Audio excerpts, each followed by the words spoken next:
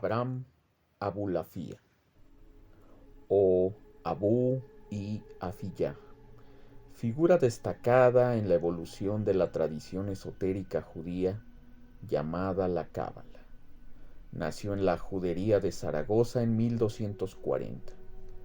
Estudió con afán ambas tradiciones judías, la convencional y la alternativa, y le interesó en especial el influyente filósofo Maimónides, sobre cuya guía de los perplejos escribió un comentario.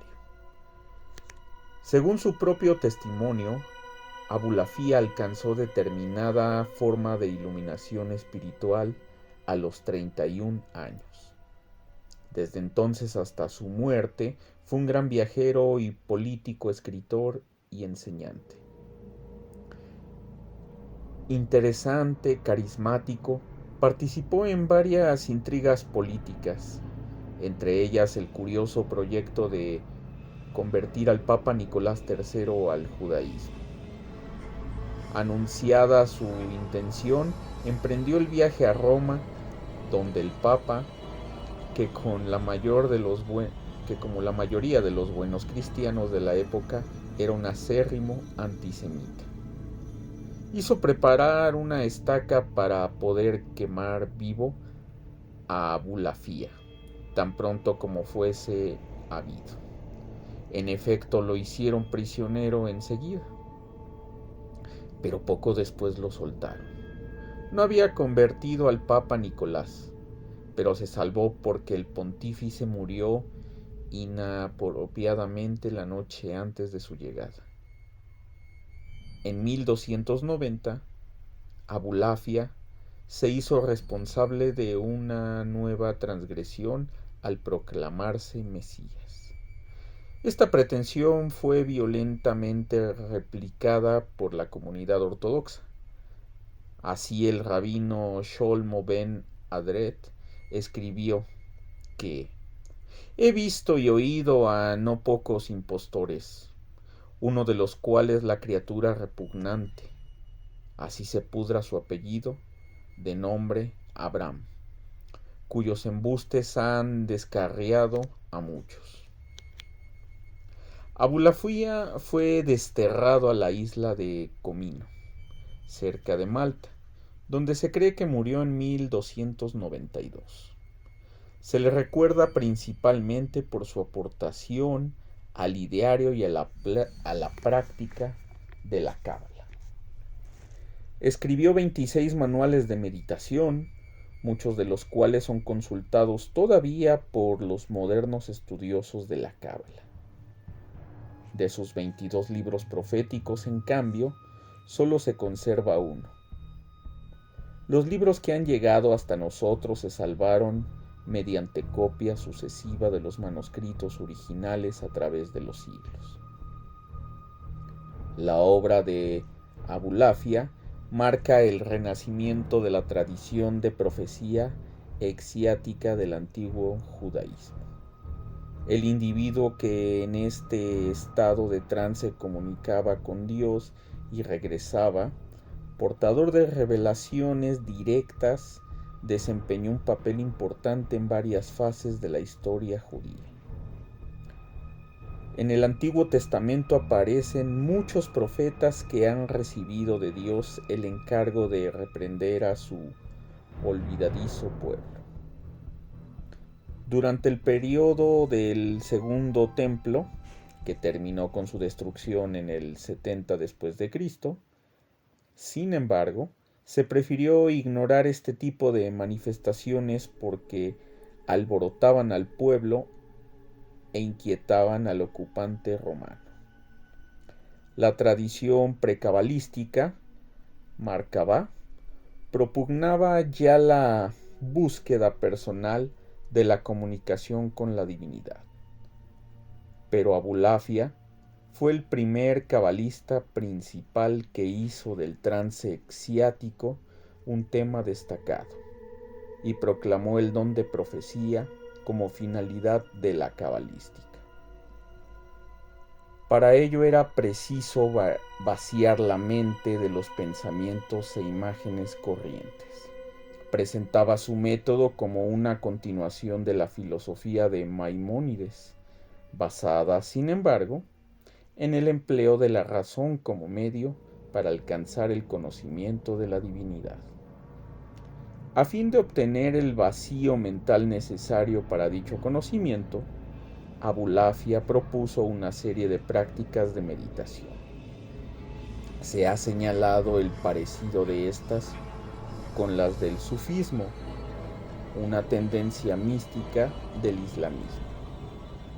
Durante sus viajes, Abulafia tuvo contactos con los sufíes y tal vez pudo aprender de ellos. Sus métodos también se asemejan a las prácticas del yoga hindú.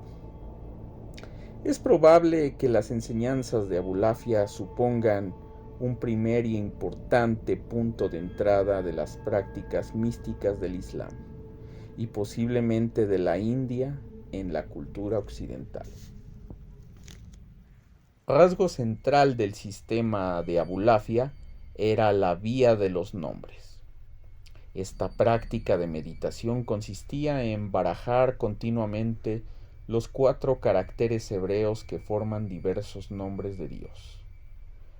Y así como la música puede afectar el espíritu de manera que trasciende la descripción de las combinaciones de notas, así también el uso experto de las letras y los nombres de Dios, según Abulafia, era susceptible de producir experiencias que ultrapasaban la mera comprensión de los significados que proporciona el lenguaje, y comparables a los efectos que se obtienen con la poesía y la magia ritual.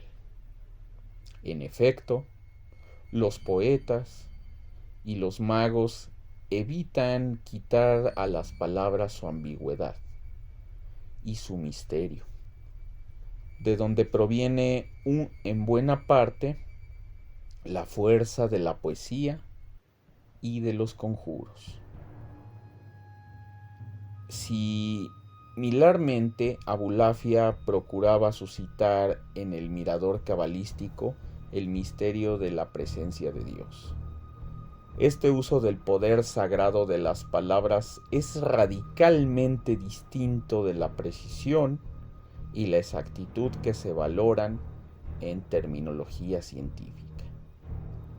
Abulafia postulaba que mediante la práctica meditativa el adepto llegaba a ponerse en contacto con un guía espiritual interior, llamado a veces el ángel Metatrón.